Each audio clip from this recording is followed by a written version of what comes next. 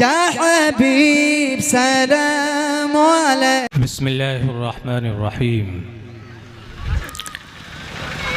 अल्हम्दुलिल्लाहि रब्बिल आलमीन वल आक़िबतु लिल मुत्तक़ीन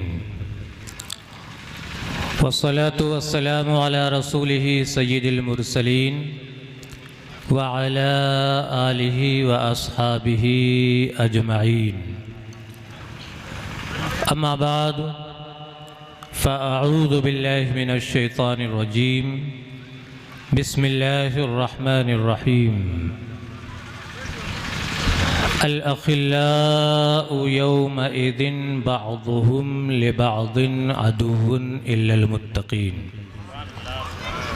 सदक़ल्लाहुल अज़ीम व बल्लगना रसूलुहुन नबियुल अमीनुल मकीनुल करीम व नहनु अला ज़ालिका लमिनश शाहिदीन वश्शाकिरीन वल्हम्दुलिल्लाहि रब्बिल आलमीन। मिंबर नूर पर तशरीफ़ फरमा मुअज़्ज़ज़ उलमाए किराम, मुफ्तियाने एज़ाम, शुआराए किराम और इस मुबारक महफ़िल में तशरीफ़ लाने वाले मेरे तमाम मुअज़्ज़ज़ बुज़ुर्गों, दोस्तों, बच्चों, पदानशीं ख़वातीन इस्लाम, अस्सलामु अलैकुम व रहमतुल्लाहि व बरकातुहू। वालेकुम अस्सलाम व रहमतुल्लाहि व बरकातुहू। आइए हम और आप एक बार जी लगाकर सरवरे कायनात सैयदुल अंबिया मक्कियो मदनी ताजदार सैयदना हुज़ूर अहमद मुज्तबा मोहम्मद मुस्तफ़ा अलैहिस्सलातु वस्सलाम की बारगाह बेकस पनाह में झूम झूम कर दुरूद पाक का नजराना पेश करें। पढ़ें अल्लाहुम्मा सल्ली अला सय्यिदना मुहम्मद मादिनिल जूद वल करम व आलिहि व बारिक व सल्लिम सलातुन व सलामन अलैका या रसूलल्लाह या हबीबल्लाह सल्लल्लाहु तआला अलैहि वसल्लम।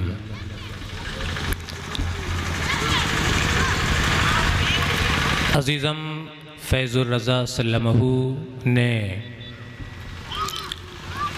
अपनी वालिदा मरहूमा और अपने वालिद मरहूम के ईसाले सवाब के लिए ये मुबारक महफ़िल मुनक़्क़िद की है। रब्बे करीम की बारगाह में दुआ है कि मौला इस मुबारक महफ़िल को कबूल फ़रमाए और इनके वालिदैन करीमैन की मग़फ़िरत फ़रमाए। शायर कहता है कि मुझ पे या रब तेरी रहमत का ये एहसान रहे, मुझ पे या रब तेरी रहमत का ये एहसान रहे, जान मेरी तेरे महबूब पे कुर्बान रहे, जान मेरी तेरे महबूब पे कुर्बान रहे। कौन महबूब? सैयदना आला हज़रत इमामुल बरकत इमाम अहमद रज़ा क़ादरी बरेलवी क़ुद्दस सिर्रुहू फरमाते हैं, और क्या और कोई गैब क्या तुमसे नेहा हो भला। सुभान अल्लाह, सुभान अल्लाह। या रसूल अल्लाह, और कोई गैब क्या तुमसे नेहा हो भला, जब ना खुदा ही छुपा तुम पे करो। सुभान अल्लाह, सुभान अल्लाह, सुभान अल्लाह, सुभान अल्लाह। वो महबूब। शायर कहता है, मेरे मालिक मुझे दुनिया से उठाना उस दम, मेरे मालिक मुझे दुनिया से उठाना उस दम, जब न बाकी मेरे दिल में कोई अरमान रहे, जब न बाकी मेरे दिल में कोई अरमान रहे। और ये सबक देते हैं ज़माने के हवादिस गाजी, ये सबक देते हैं ज़माने के हवादिस गाजी, मौत से अपनी न गाफिल कभी इंसान रहे, मौत से अपनी न गाफिल कभी इंसान रहे। हमारे अजीज़म फैज़ुर रज़ा ने और उनके बरादरान ने अपने वालिदैन के दुनिया से जाने के बाद उनके साथ ये हुस्ने सुलूक किया कि उनके इसाले सवाब के लिए ये मुबारक महफिल सजाई, लोगों को खाना खिलाया, सदक़े जारिया। इंसान को चाहिए कि वो दुनिया में माँ बाप जब तक उसके जिंदा हैं उनके साथ हुस्ने सुलूक करे, और मर जाए तो भी हुस्ने सुलूक करे। माँ बाप दुनिया से चले जाएं तो भी हुस्ने सुलूक करें। जहन में एक सवाल आता है कि आदमी के माँ बाप अगर मर जाएं तो आदमी माँ बाप के साथ हुस्ने सुलूक कैसे करे। एक सहाबी रसूल को भी यही शुबा हुआ। अल्लाह के रसूल सल्लल्लाहु अलैहि वसल्लम के एक मुक़द्दस सहाबी को के जहन में यही सवाल पैदा हुआ कि मेरे माँ बाप तो दुनिया से चले गए, अब अगर मैं उनके साथ हुस्ने सुलूक करना चाहूं तो कैसे करूं। आए नबी करीम सल्लल्लाहु ताला अलैहि वसल्लम की बारगाह में हाजिर होते हैं, अर्ज करते हैं या रसूल अल्लाह, मेरे माँ बाप दुनिया में जिंदा रहे, मैं उनकी खिदमत करता रहा, उनके साथ हुस्ने सुलूक करता रहा, या रसूल अल्लाह मैंने उनके साथ हमेशा अच्छा बर्ताव किया है, अब वो इस दुनिया में नहीं है, ऐ अल्लाह के रसूल मैं जिंदगी भर उनके साथ हुस्ने सुलूक करता रहा, अब उनके इंतकाल के बाद अगर मैं उनके साथ हुस्ने सुलूक करना चाहूं तो या रसूल अल्लाह मैं क्या करूं। अल्लाह के रसूल सल्लल्लाहु अलैहि वसल्लम ने इरशाद फरमाया, इन्नल बिर्रा बादल बिर्री अन तुसल्ली लहुमा मअ सलातिका व अन तसूम लहुमा मअ सियामिका व अन तसद्दक़ लहुमा मअ सदक़तिक।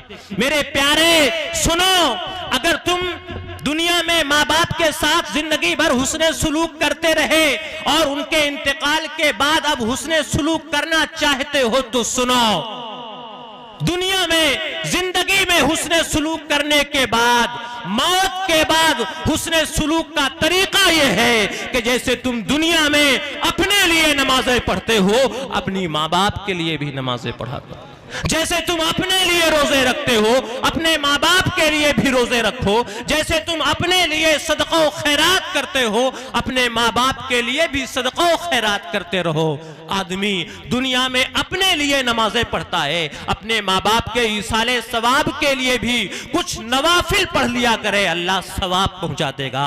आदमी जैसे रमजान के फर्ज रोजे रखता है, अगर आदमी अपने माँ बाप के इसाले सवाब की नियत से रोजे रख ले और उसका सवाब माँ बाप को पहुंचे, दिल में ये नियत कर ले, ये माँ बाप के साथ उनके मरने के बाद हुस्ने सुलूक। आदमी अपने लिए जैसे सदका खैरात करता है, अपने माँ बाप के लिए, उनके इसाले सवाब के लिए, उन्हें फायदा पहुंचाने के लिए सदका खैरात करे, ये उनके साथ हुस्ने सुलूक। उनके मरने के बाद हुस्ने सुलूक। खुशनसीब हैं वो लोग जो अपने माँ बाप, भाई बहन, अपने घरों से गुजर जाने वाले लोगों के साथ हुस्ने सुलूक करते हैं, जिंदगी में उन्हें याद रखते हैं, उन्हें अपनी यादों में बसा करके रखते हैं। कहते हैं कि आदमी दुनिया से चला जाए तो वो नहीं मरता है, हकीकत तो ये है कि मरता वो है जिसकी कब्र में उसका कोई रिश्तेदार आता जाता न हो। तो आदमी को चाहिए कि वो अपने मरने वाले रिश्तेदारों, माँ बाप, भाई बहन को अपनी यादों में जिंदा रखे, उनके लिए इसाले सवाब करते रहे, उनके लिए सदका खैरात करते रहे। माँ बाप को भी चाहिए कि वो अपने बच्चों को इस काबिल बनाएं, उन्हें इतना इल्म सिखा दें, उनके अंदर इतनी लियाकत पैदा कर दें, उनके अंदर इतना हुनर पैदा कर दें, उन्हें दीन की वो बुनियादी जरूरतें, बुनियादी चीजें सिखा दें, दीन की बुनियादी मालूमात सिखा दें कि उन्हें माँ बाप के हुकूक मालूम हो जाए, भाई बहनों के हुकूक मालूम हो जाएं, रिश्तेदारों के हुकूक मालूम हो जाएं। हर माँ बाप को ये चाहिए कि वो अपनी औलाद को नेक बनाने की कोशिश करे, ताकि जब माँ बाप दुनिया से चले जाएं तो उनकी औलाद दुनिया में उन्हें याद रखे, उनके लिए दुआएं करती रहे। औलाद दुनिया में दुआ करेगी, माँ बाप मर चुके हैं, अब वो अमल नहीं कर सकते हैं, लेकिन अगर औलाद माँ बाप के हक में दुआ करती है तो उनके नामे आमाल में नेकियों का इजाफा होता रहता है, उनके नामे आमाल में नेकियों का इजाफा होता है। अल्लाह के रसूल सल्लल्लाहु अलैहि वसल्लम एक हदीस में इरशाद फरमाते हैं, इदा मातल इंसानो इनक़तअ अन्हु अमलुहु इल्ला मिन सलासा इल्ला मिन सदक़तिन जारिया औ इल्मिन युन्तफ़अु बिही औ वलदिन सालिहिन यदउ लह। आक़ाए कायनात अलैहिस्सलातु वस्सलाम इरशाद फरमाते हैं, मुसलमानों सुनो, याद रखो, जब आदमी मर जाता है, इस दुनिया से चला जाता है, तो अब उसके अमल का सिलसिला कट जाता है। अब वो अपने लिए कोई नेक अमल नहीं कर सकता है इल्ला मिन सलासा। हाँ, ये याद रखना, 3 अमल ऐसे हैं अगर आदमी दुनिया में करके चला गया है, दुनिया में जब तक वो अमल बाकी रहेंगे, आदमी तो मर गया है लेकिन अमल के दुनिया में बाकी रहने की वजह से उसके नामे आमाल में नेकियों का इजाफा होता रहेगा। अल्लाह के रसूल सल्लल्लाहु अलैहि वसल्लम फरमाते हैं, पहली चीज है इल्ला मिन सदक़तिन जारिया, पहली चीज है सदक़े जारिया। आदमी ऐसी चीज खैरात कर जाए अल्लाह की राह में जो बाकी रहे, उसकी बहुत सारी सूरतें हैं। आदमी को अल्लाह ने सरमाया अता किया है, अपने गांव में, अपनी आबादी में मस्जिद बनवा दे।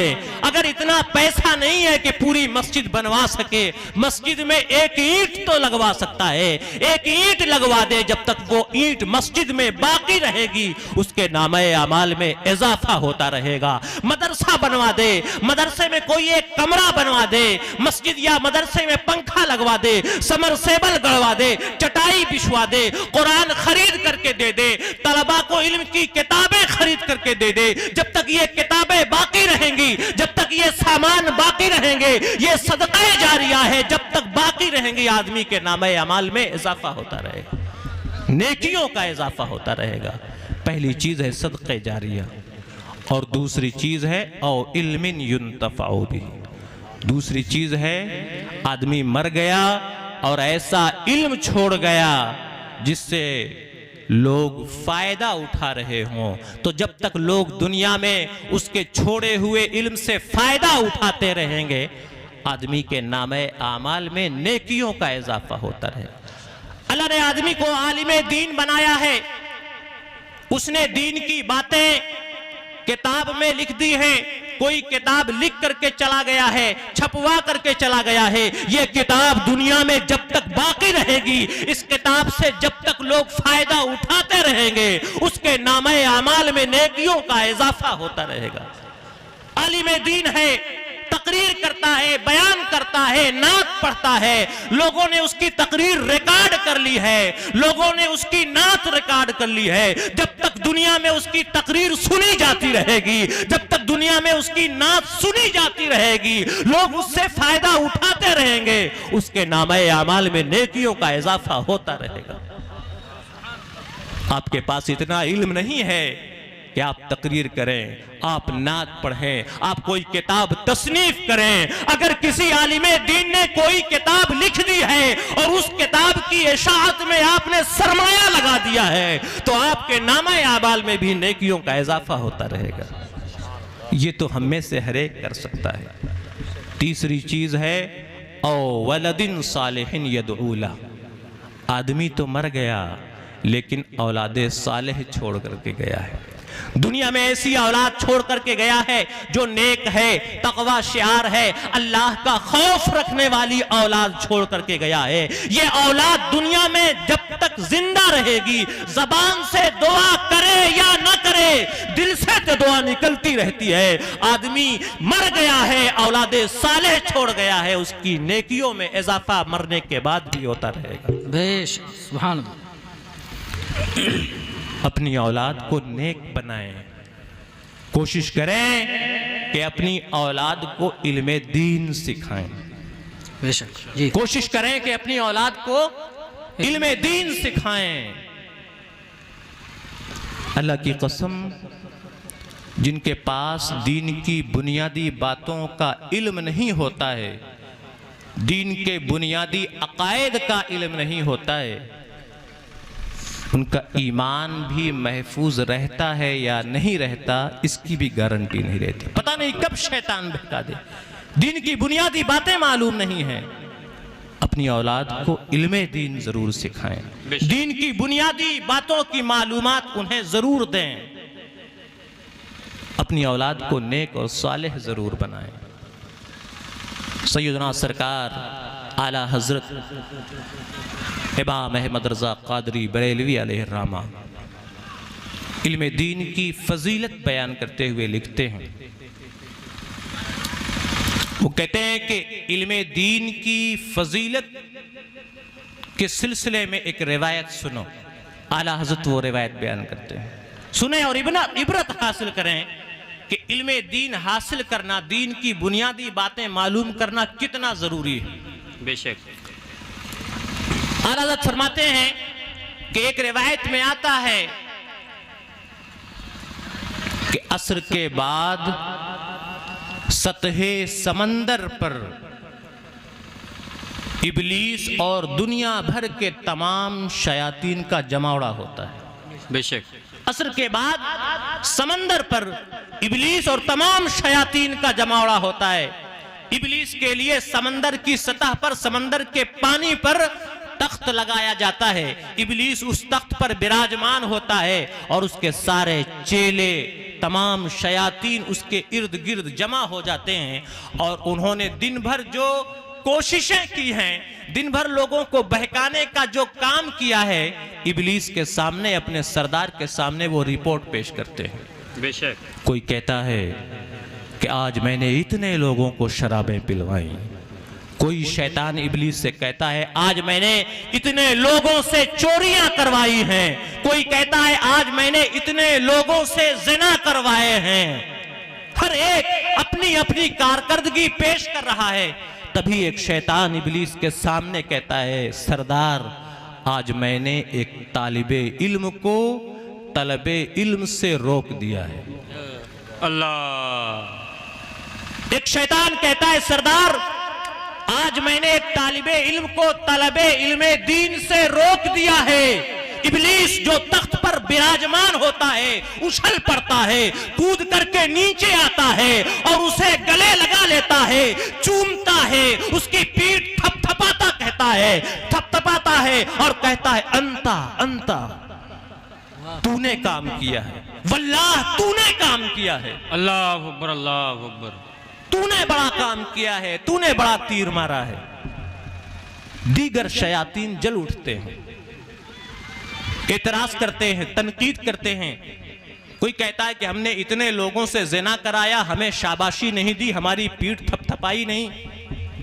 हमने इतने लोगों से ज़िना करवाए, इतने लोगों को शराबें पिलवाई, इतने लोगों से चोरियां करवाई, डकैती डलवाई, हमारी पीठ नहीं थपथपाई, हमें शाबाशी नहीं दी, हमें गले से नहीं लगाया और इसने एक तालिबे इल्म को इल्म हासिल करने से रोक दिया, तो इसकी पीठ थपथपाई जा रही है, इसे गले से लगाया जा रहा है, इसे चूमा जा रहा है। आखिर वजह क्या है?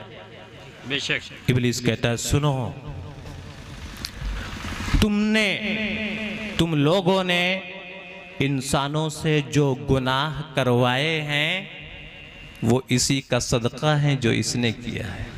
तुमने लोगों से जो गुनाह करवाए हैं वो इसी का सदका है जो इसने किया है। इसने एक बच्चे को इल्मे दीन हासिल करने से रोक दिया है। आदमी गुनाह क्यों करता है? इसलिए करता है कि उसे इल्म हासिल नहीं होता है, उसके दिल में अल्लाह का खौफ नहीं होता है। आदमी जब इल्मे दीन हासिल कर लेता है उसके दिल में खुदा का खौफ पैदा होता है और वो गुनाह करने से बच जाता है। तो तुम लोगों ने जो कारनामे अंजाम दिए हैं वो इसके कारनामे का सब सदका है, इसलिए मैं इसे शाबाशी दे रहा हूं। बेशक हक है। अगर तुम्हें यकीन नहीं आ रहा तो आओ मैं तुम्हें नमूना दिखाता हूं। क्या बात है। मुझे कोई ऐसी आबादी बताओ जिस आबादी में कोई बहुत बड़ा इबादत गुजार रहता हो लेकिन उसके पास दीन का इल्म ना हो, अकायद का इल्म ना हो, और उस आबादी में कोई ऐसा शख्स भी रहता हो जिसके पास इल्म दीन हो। बेशक मुझे वहां ले चलो। शयातीन एक आबादी का पता देते हैं। सुबह सवेरे इबलीस तमाम शयातीन को लेकर के सुबह सवेरे फज्र के वक्त उस आबादी में पहुंचता है और उस आबादी की मस्जिद के रास्ते पर खड़ा हो जाता है। दीगर शयातीन छुप जाते हैं। इबलीस एक इंसान की शक्ल इख्तियार करता है और इंसान की शक्ल इख्तियार करके रास्ते पर खड़ा हो जाता है। जब मस्जिद से अजान होती है तो वो इबादत गुजार नमाज़े फज्र पढ़ने के लिए अपने घर से मस्जिद की तरफ निकलता है। ये इबलीस इंसानी शक्ल में मौजूद है। जैसे ही इबादत करने वाला उसके करीब आता है ये इबलीस पूछता है कि हुजूर मैं एक मसला दरियाफ्त करना चाहता हूं, आप मुझे एक मसला बता दें। क्या बात है। वो इबादत गुजार उसके पास शरीयत का इल्म नहीं था तो उस पर फर्ज था कि वो ये कहता कि मैं आलिमे दीन नहीं हूं, मैं दीन का इल्म नहीं रखता हूं, मैं मसाइल का इल्म नहीं रखता हूं। अगर तुम्हें मसला पूछना है तो किसी आलिमे दीन से जाकर के पूछो। लेकिन उसने ऐसा नहीं कहा। उसने कहा कि हाँ तुम्हारा मसला क्या है, जरा जल्दी पूछो, अजान हो चुकी है, मुझे मस्जिद जाना है नमाज़े फज्र पढ़ने के लिए। अल्लाह। अब उस इबलीस ने जो इंसानी शक्ल में था अपनी जेब से एक छोटी सी शीशी निकाली और पूछा मुझे ये बताएं कि ये आसमान जो इतना अजीमुशान इतना बड़ा है और ये जमीन जो इतनी बड़ी है इतनी कुशादा है, क्या अल्लाह इस बात पर कादिर है कि इन आसमानों को और इस जमीन को इस छोटी सी शीशी के अंदर दाखिल कर दे? क्या अल्लाह इस बात पर कादिर है? क्या बात है। उस इबादत गुजार ने एक नजर आसमान पर डाली, एक नजर जमीन पर डालता है, दाएं बाएं देखता है और फिर कहता है कहां ये छोटी सी शीशी और कहां ये आसमान और ये जमीन, ऐसा कैसे हो सकता है? इब्लिस कहता है ठीक है, मुझे जो मालूम करना था मैंने मालूम कर लिया, अब आप जाएं, अब आप जाएं।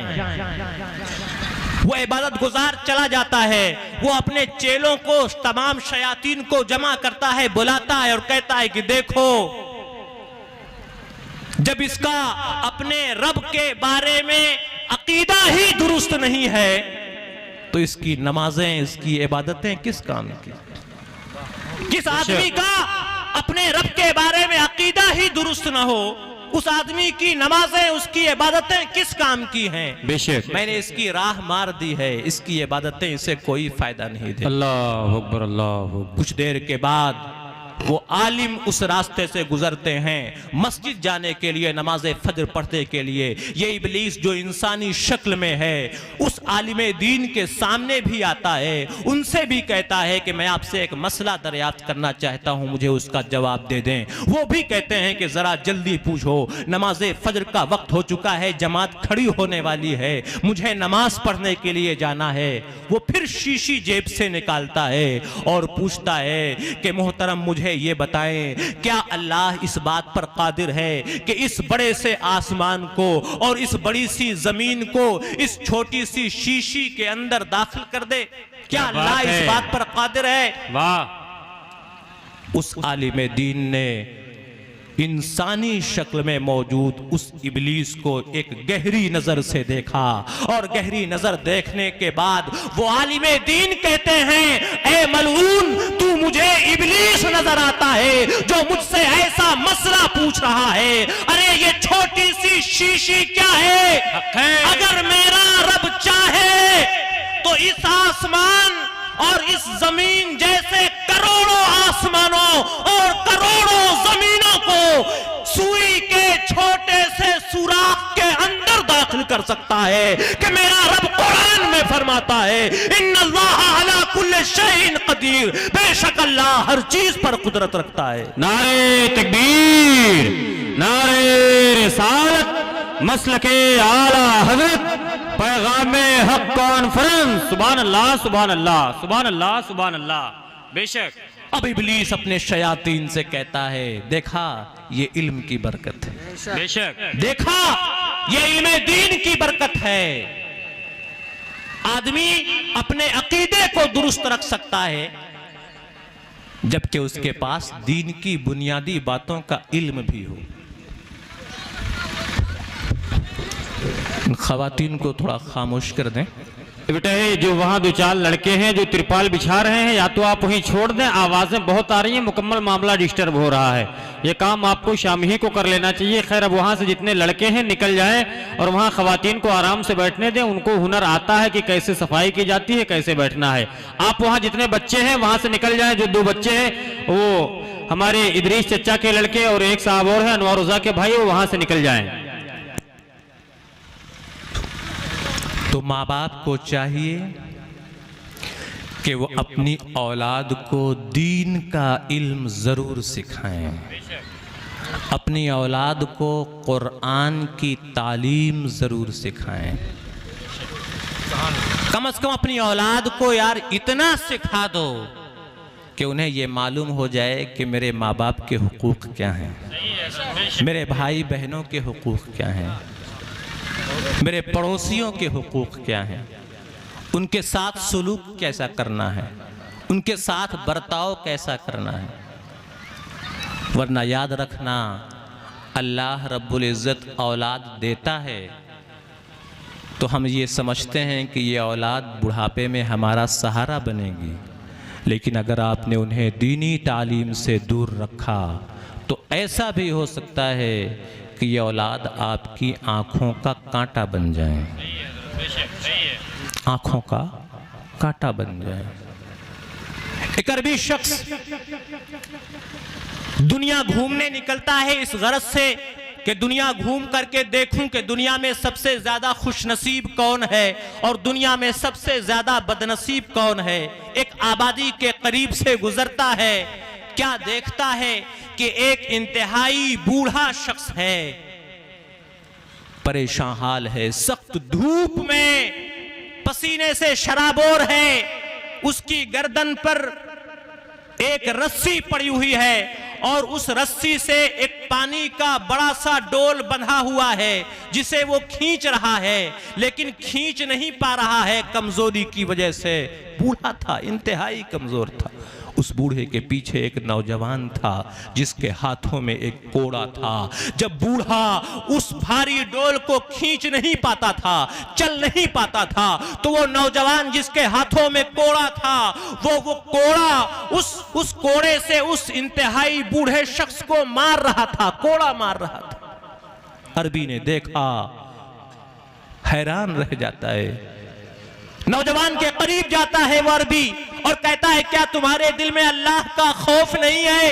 एक तो ये इंतहाई बूढ़ा शख्स है, ऊपर से इसके गले में पानी का ये भारी डोल बंधा हुआ है जिसे ये लेकर खींच नहीं पा रहा है, ऊपर से तुम इस पर कोड़े बरसा रहे हो। क्या तुम्हारे दिल में अल्लाह का खौफ नहीं है? वो नौजवान जो कोड़े मार रहा है कहता है, सुन लो, ये भी जान लो कि जिसे मैं कोड़े मार रहा हूं ये कोई और नहीं, मेरा बाप है। ये कोई और नहीं, मेरा बाप।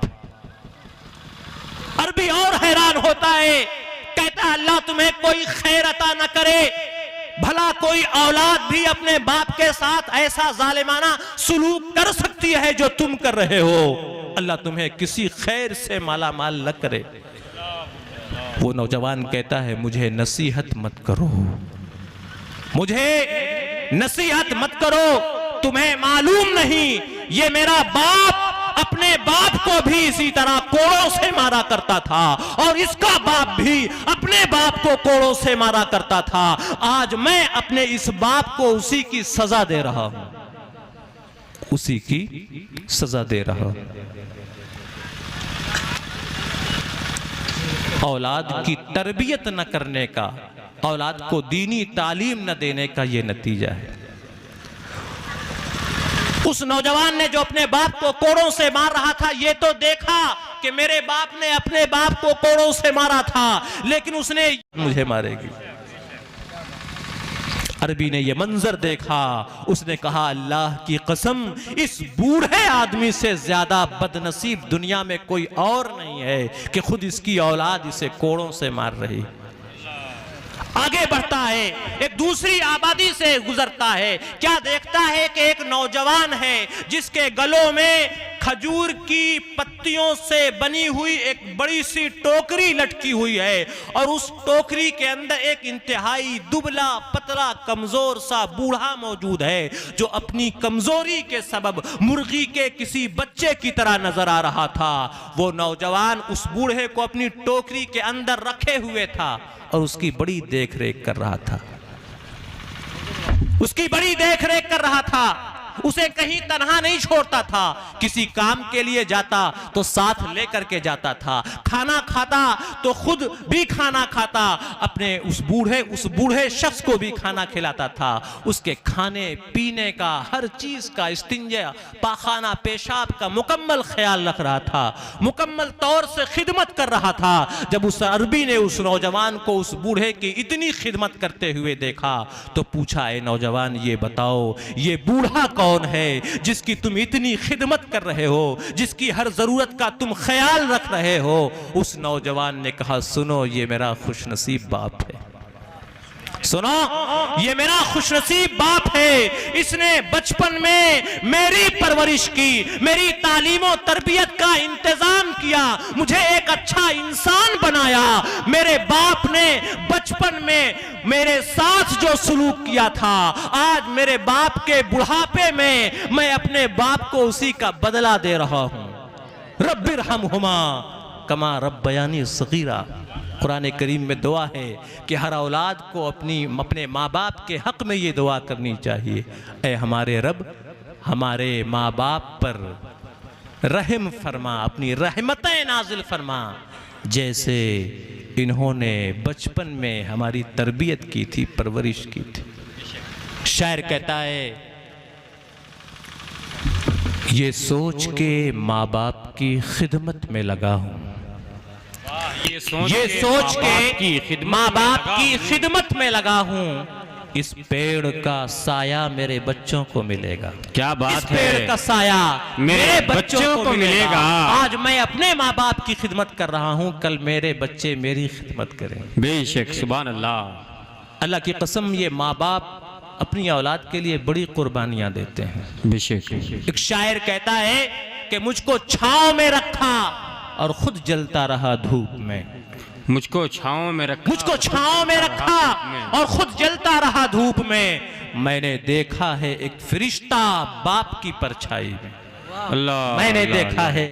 अल्लाह के रसूल अलैहिस्सलातु वस्सलाम इरशाद फरमाते हैं, जाओ और अपने वालिद को बुला करके मेरे पास लाओ। बेशक। उधर वालिद को जब ये इत्तला मिलती है कि मेरे बेटे ने, मेरे अपने बेटे ने मेरी शिकायत रसूलुल्लाह अलैहिस्सलातु वस्सलाम की बारगाह में की है, तो एक बाप को बड़ी तकलीफ होती है कि खुद मेरा बेटा मेरी शिकायत कर रहा है, वो भी अल्लाह के रसूल की बारगाह में। तकलीफ होती है, दिल में कुछ ख्यालात गुजरते हैं, अरबी जबान के कुछ अशार उन्हें याद आते हैं, जबान से नहीं कहते, सिर्फ दिल में ख्यालात गुजरते हैं, तकलीफ होती है। इधर उस नौजवान का बाप अल्लाह के रसूल अलैहिस्सलातु वस्सलाम की तरफ रवाना होता है, उधर हजरत जिब्रील अमीन अल्लाह की बारगाह से अल्लाह के रसूल की तरफ रवाना होते हैं। जिब्रील अमीन अल्लाह के रसूल अलैहिस्सलातु वस्सलाम की बारगाह में हाजिर होते हैं। अर्ज करते हैं या रसूल अल्लाह, जब उस नौजवान का बाप आपकी बारगाह में आए तो आप उससे ये पूछिएगा कि जब तुम्हें ये इत्तला मिली थी कि तुम्हारे बेटे ने तुम्हारी शिकायत की है, उस वक्त तुम्हारे दिल में क्या ख्यालात गुजरे थे? उस वक्त तुम्हारे दिल में क्या ख्यालात गुजरे थे, ये जरूर पूछिएगा। नौजवान के वालिद आते हैं, अल्लाह के रसूल अलैहिस्सलातु वस्सलाम उनसे कहते हैं, ये बताओ क्या तुम अपने बेटे का सारा माल ले लेते हो? तो उस बाप ने कहा, ए अल्लाह के रसूल अलैहिस्सलातु वस्सलाम, आप खुद मेरे बेटे से पूछ लें कि मैं बेटे का जो माल लेता हूं उसे मैं खर्च कहां करता हूं। या रसूल अल्लाह, उसे तो मैं अपने ऊपर खर्च करता हूं और अपने बेटे की फूफी या उसकी खाला पर खर्च करता हूं, कहीं और नहीं खर्च करता। या रसूल अल्लाह, या तो मैं अपने ऊपर खर्च करता हूं या अपने बेटे की खाला या फूफी पर खर्च करता हूं, तो या रसूल अल्लाह मैं गलत क्या करता हूं? अल्लाह के रसूल अलैहिस्सलातु वस्सलाम ने इरशाद फरमाया, तब तो कोई हरज नहीं है, हकीकत मालूम हो गई। सरकार पूछते हैं, अच्छा ये बताओ कि जब तुम आ रहे थे उस वक्त तुम्हारे दिल में क्या ख्यालात गुजरे थे? तुम अपने दिल में क्या कह रहे थे? उन्हें हैरत होती है कि जो बात मेरी जबान से भी नहीं निकली, जिन बातों को खुद मेरे कानों ने नहीं सुना, वो बातें अल्लाह के रसूल को कैसे मालूम हो गई। अल्लाह के रसूल सल्लल्लाहु अलैहि वसल्लम से वो कहते हैं, या रसूल अल्लाह, जो ख्यालात खुद मेरी जबान से नहीं निकले हैं, जो बातें खुद मेरे कानों ने नहीं सुनी हैं, ऐ अल्लाह के रसूल वो आपको कैसे मालूम हो गई? अल्लाह के रसूल अलैहिस्सलातु वस्सलाम मुस्कुरा पड़ते हैं। अल्लाह के रसूल नबी हैं, रसूल हैं, नबी कहते ही उसे हैं जिसे अल्लाह की तरफ से गैब की खबरें दे दी जाती हों। यह हदीस पाक सुना रहा हूं।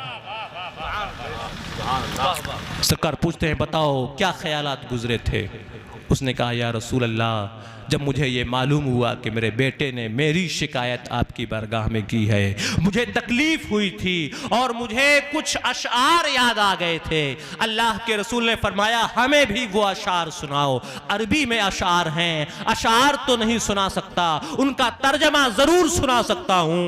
वो बाप कहता है, या रसूल अल्लाह, जब मेरे बेटे ने आपकी बारगाह में मेरी शिकायत की और मुझे मालूम हुआ तो मुझे तकलीफ हो गई, और उस वक्त मैंने अपने दिल ही दिल में अपने बेटे से कहा था, ए मेरे बेटे, जब तुम छोटे थे तो मैंने तुम्हारी ज़रूरतों का ख्याल रखा, और जब तुम बड़े हुए तो मैंने तुम्हारी हर जिम्मेदारी उठाई। मेरे बेटे, जब तुम छोटे थे और बीमार हो जाया करते थे, तुम्हें बुखार हो जाया करता था, और जब तुम बुखार से तप उठते थे, अल्लाह की कसम उस वक्त मुझे ऐसा मालूम होता था कि बीमार तुम नहीं हुए हो, बीमार मैं हुआ हूं। बुखार की गर्मी से जहां तुम तपा करते थे वहीं मैं भी जला करता था। रातें बगैर नींद के गुजारा करता था, सारी सारी रात जाग करके काटा करता था, आंसू बहा करके गुजारा करता था, रात रात भर रोया करता था, इस डर से कि कहीं ऐसा ना हो कि हमारी औलाद, हमारा बेटा हमसे जुदा हो जाए। हालांकि मुझे मालूम है, मेरा अकीदा है कि हर आदमी को एक दिन मौत आनी है, इसके बावजूद जब मुझे ये डर सताने लगता था कि कहीं इस बीमारी से मेरे बेटे की मौत ना हो जाए, तो मैं सारी सारी रात रो करके गुजारा करता था।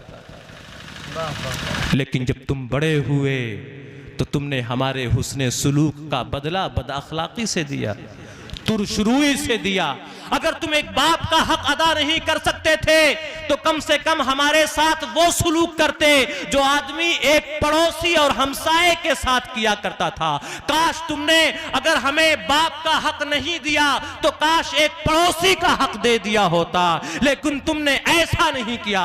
आज तुम्हारे पास जो भी सरमाया है वो किसका है? क्या बात है? वो किसका है? हमारी कोशिशों से। आज तुम्हारे बदन में जो गोश्त पोस्ट है, जो खून है, तुम्हारी जो जवानी है, तुम्हारे अंदर जो जज्बात हैं, तुम्हारे अंदर जो जोश है, ये सब हमारा ही तो दिया हुआ है। हमारा ही माल हम पर खर्च करने में तुम्हें तकलीफ होती है। ए अल्लाह के रसूल, मैंने यही बात कही थी। तो कहने का मकसद ये है, अल्लाह के रसूल सल्लल्लाहु अलैहि वसल्लम ने उस वक्त बाप के की ये बातें सुनकर के इरशाद फरमाया था उस नौजवान बेटे से, सुनो अंता व मालुका ले अबीका, सुनो तुम और तुम्हारा सारा माल दर हकीकत तुम्हारे बाप का है, तुम भी बाप के हो और तुम्हारा सारा सरमाया भी बाप का है। अगर तुम्हारा सरमाया तुम्हारा बाप अपने ऊपर खर्च कर रहा है तो कोई गलत नहीं कर रहा है। कहना यह है कि आदमी को चाहिए कि वो अपने माँ बाप के साथ हुस्ने सुलूक करे, दुनिया में भी हुस्ने सुलूक करे और आखिरत में भी हुस्ने सुलूक करे। जब तक जिंदा हैं उनकी खिदमत करे और जब दुनिया से चले जाएं तो उनके लिए ईसाले सवाब करता रहे, सदक़ो खैरात करता रहे। और माँ बाप को चाहिए कि वो अपनी औलाद को दीन की तालीम ज़रूर दिलाएं, कुरान की तालीम दिलाएं, उन्हें कुरान पढ़ना सिखाएं, उन्हें हाफिज़े कुरान बनाएं, उन्हें आलिमे कुरान बनाएं। आखिरी बात कह करके, आखिरी रिवायत बयान करके अपनी गुफ्तगू मुकम्मल कर दूंगा। अल्लाह के रसूल सल्लल्लाहु ताला अलैहि वसल्लम की मुबारक हदीस है कि क़यामत के दिन जब महशर में सारे अहले महशर जमा होंगे, उस वक्त दुनिया का वो शख्स जो दुनिया में कुरान की तालीम जिसने हासिल की थी, जो दुनिया में कुरान पढ़ा करता था और जिसने कुरान की तालीमात के मुताबिक दुनिया में जिंदगी गुजारी थी, उस कुरान पढ़ने वाले, कुरान की तालीम हासिल करने वाले के माँ बाप को अहले महशर के रूबरू अल्लाह रब्बुल इज्जत से नवाजेगा। रिवायत में आता है कि उस कुरान पढ़ने वाले के माँ बाप को एक नूरानी ताज पहनाया जाएगा और वो नूरानी ताज ऐसा होगा, इतना नूरानी होगा कि उस नूरानी ताज की रोशनी इस दुनियावी सूरज की रोशनी से कहीं ज्यादा मुनव्वर होगी। और उसके बाद उसके माँ बाप को सर से लेकर के पैर तक एक नूरानी जोड़ा पहनाया जाएगा।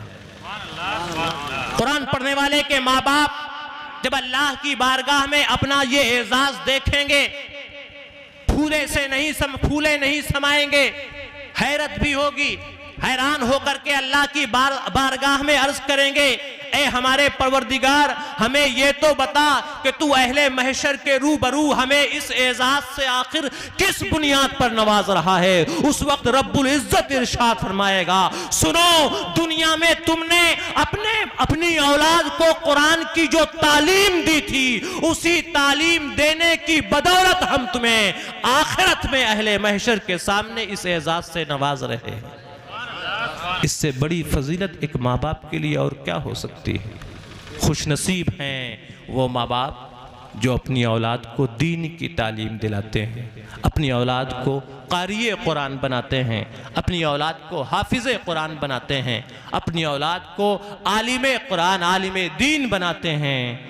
ये दुनिया में भी उनकी इज्जत का ज़रिया बनते हैं और आखिरत में भी इंशाअल्लाह उनकी इज्जत का ज़रिया बनेंगे। रब्बे करीम की बारगाह में दुआ है कि मौला ताला हमारे अजीज़म फैज़ुर रज़ा के वालिदैन को करवट करवट जन्नत अता फरमाए।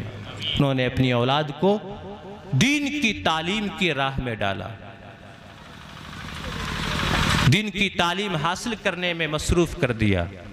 अल्लाह उन्हें करवट करवट जन्नत अता करे, उनकी मग़फ़िरत फरमाए और इस मुबारक महफ़िल को कबूल फरमाए और आली जनाब फैज़ुर रज़ा के इल्म में, अमल में इजाफ़ा फरमाए, उन्हें एक बासलाहियत आलिम दीन बनाए और उनके तमाम बरादरान को इस मुबारक महफ़िल के सजाने पर अल्लाह रब्बुल इज़्ज़त अजर व सवाब अता फरमाए। वमा तौफ़ीक़ी इल्ला बिल्लाह। अस्सलामु अलैकुम व रहमतुल्लाहि व बरकातुहू।